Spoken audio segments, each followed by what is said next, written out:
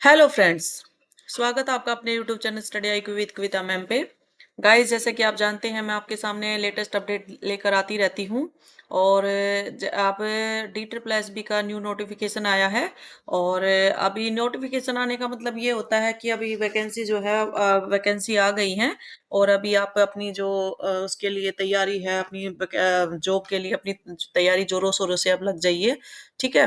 क्योंकि अगर इसकी बात करते हैं, ओपनिंग डेट की बात करते हैं, अगर फॉर्म जो फिल होते हैं आपके, तो ये आपकी है 9 जनवरी को आपके स्टार्ट हो जाएंगे। और क्लोजिंग डेट की बात करते हैं तो ये आपके 7 फरवरी को क्लोजिंग डेट है। ठीक है, आप 12 बजे तक जो है फॉर्म फिल कर सकते हैं। 7 फरवरी लगभग आपको एक महीना ही 1 महीना पूरा आपको मिलता है फॉर्म फिल के लिए। ठीक है। और ये पीजीटी की हैं, वो काफ़ी वैकेंसी निकली हुई हैं, तो अभी आप अपने जोरों शोरों से अपनी तैयारी पे जुट जाना बिल्कुल। ठीक है। तो वैकेंसी की बात करते हैं, ऑल सब्जेक्ट की वैकेंसी निकली हुई है। आप देख सकते हैं पीजीटी हिंदी, ये मेल की है। ठीक है। और पीजीटी हिंदी है, ये फीमेल की है। और ये पीजीटी हिंदी है, इसमें आई थिंक मेल फीमेल दोनों ही अप्लाई कर सकते हैं। ठीक है, ये अलग अलग डिपार्टमेंट से ये वैकेंसी निकली हुई है। तो अभी बात करते हैं, ये आप दे सकते हैं general, OBC, SC, ST, EWS, और टोटल ये वैकेंसी है। तो इसमें तो आपकी सिर्फ एसटी की ही है। मेल की बात करें तो एसटी की ही है। और फीमेल की बात करें तो 4 वैकेंसी हैं। आपकी जनरल में 3 है, और उसकी बात करते हैं, एससी की बात करते हैं तो 1 है। तो आप ये पूरी इसमें देख सकते हैं आपकी किस किस सब्जेक्ट की वैकेंसी निकली है। सबसे पहले तो हम ये देखते हैं। ये आप देख सकते हैं मैथ्स की है, मैथ्स मेल फीमेल। और मैथ्स आपका ये इसमें मेल फीमेल आई थिंक दोनों ही फिल कर सकते हैं। ठीक है। और इसमें आप फिजिक्स की है, आपकी केमिस्ट्री की है, आप ये बायोलॉजी है, इकोनॉमिक्स है, कॉमर्स, और history, geography, political science, sociology, और फिजिकल एजुकेशन, होम साइंस। तो ये काफ़ी वैकेंसी निकली हुई हैं, ऑल सब्जेक्ट की हैं, पीजीटी की हैं। गाइस, जिस जिस भी स्टूडेंट का एस्टेट क्वालिफाई नहीं हुआ है, स्पेशल हरियाणा वालों के लिए। ठीक है। तो आपको पता ही है कि हरियाणा में क्या पीजीटी का मतलब स्टेट टेस्ट भी मांगा जाता है, जिसको एस्टेट कहते हैं। ठीक है। तो उसमें क्या है कि हरियाणा टीचर एलिजिबिलिटी टेस्ट होता है। तो वो अब जिनका भी नहीं हुआ उनको उदास होने की जरूरत नहीं है। तो अब आप क्या कर सकते हैं, डी ट्रिपल एस बी के साथ साथ फॉर्म निकल गए हैं, और अब आप क्या कर सकते हैं, इसमें फॉर्म फिल करके और अपनी अच्छे से अच्छे वाली तैयारी करके, क्योंकि देखो हरियाणा में भी प्रोसेस आपको पता ही है कि अब एस्टेट के बाद स्क्रीनिंग होता है, स्क्रीनिंग के बाद फिर सब्जेक्टिव, फिर इंटरव्यूज, फिर मतलब काफी लेंथी प्रोसेस है। तो आपके लिए ये गुड अपॉर्चुनिटी है कि आप अपने यहाँ पर डी ट्रिपल एस बी में अपना फॉर्म फिल करें और अच्छे से तैयारी करें, क्योंकि एग्जाम के बाद डायरेक्ट आपका क्या हो जाएगा, सिलेक्शन हो जाएगा। ठीक है। अगर आपने अच्छे से तैयारी की है तो आपका डायरेक्ट क्या है, सिलेक्शन हो जाएगा।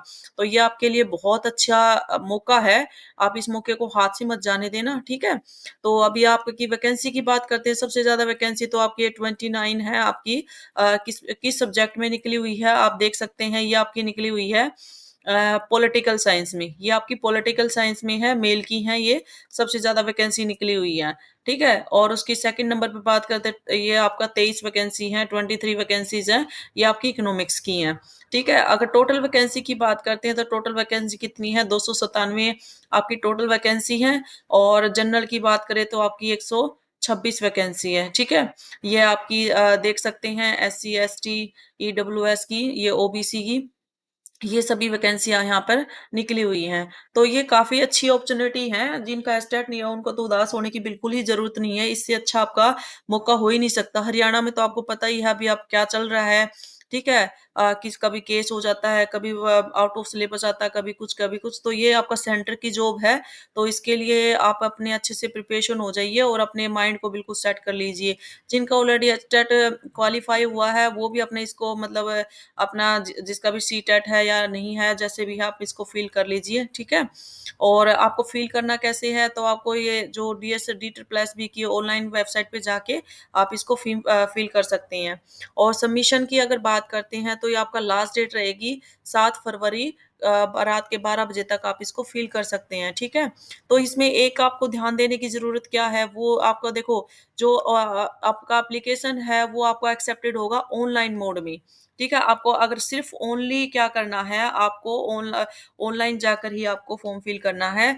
आपका क्या नहीं किया जाएगा, आपका क्या करेगा, जो बाय पोस्ट करते हैं ना, यानी ऑफलाइन मोड में आपका फॉर्म एक्सेप्टेड नहीं होगा, बाय हैंड, बाय मेल तो विल नॉट बी एक्सेप्टेड, यानी आपका जो फॉर्म है वो ऐसे मतलब आप अगर बाय पोस्ट भेजते हैं, मेल के थ्रू भेजते हैं, बाय हैंड भेजते हैं, ऑफलाइन मोड में भेजते हैं तो आपका एक्सेप्ट नहीं किया जाएगा, तो सिर्फ ऑनलाइन मोड में ही आपका फॉर्म एक्सेप्ट किया जाएगा, ठीक है? तो ये थी आपकी पीजीटी की वैकेंसी है, काफ़ी अच्छी वैकेंसी निकली हुई है, तो आपका ये अच्छा है, अभी तो फॉर्म फिल के लिए तो काफ़ी टाइम है, बट अपनी तैयारी के लिए आप जो है ज़ोरों-शोरों से आप लग जाइए, ठीक है? अब बात करते हैं, ये है आपकी हॉर्टिकल्चर की, ठीक है? आपकी ओपनिंग डेट की बात करते हैं, तो ओपनिंग डेट आपकी बिल्कुल सेम ही दी हुई है। आपकी ओपनिंग डेट है आपकी देख सकते हैं यहाँ पे कि आपका क्या दिया हुआ है कि ये आपकी 9 जनवरी आपकी ओपनिंग डेट है, ठीक है? इसमें आप जब फॉर्म फिल करना स्टार्ट करना है, तो ये 9 जनवरी को आप स्टार्ट कर सकते हैं। क्लोजिंग डेट की बात करें, तो ये आपका 7 फरवरी को क्लोजिंग डेट आपकी फॉर्म फिल करने की रात के 12 बजे तक, ठीक है? ये निकली कहाँ से है? डी-ट्रिपल-एस-बी की तरफ से निकली है। ये आपका पोस्टिंग की बात करें तो सेक्शन ऑफिसर हॉर्टिकल्चर की बहुत अच्छी पोस्ट है, ठीक है? अगर बात करें अब जैसे इसमें सेक्शनल आपकी पोस्ट तो ये है सेक्शन ऑफिसर हॉर्टिकल्चर दोनों ही सेम है।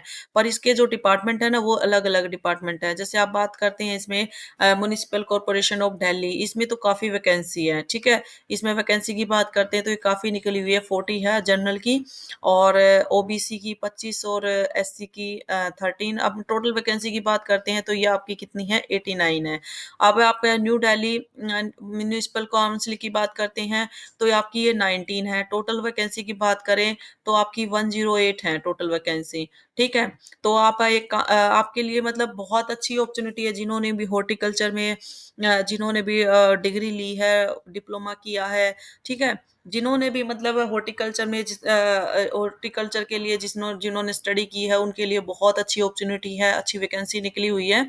तो आप इसके लिए क्या कर सकते हैं, अपनी तैयारी पे जुट जाइए। नोटिफ़िकेशन आया अभी फॉर्म फिल करना आपको 7 जनवरी से स्टार्टिंग होगी, ठीक है?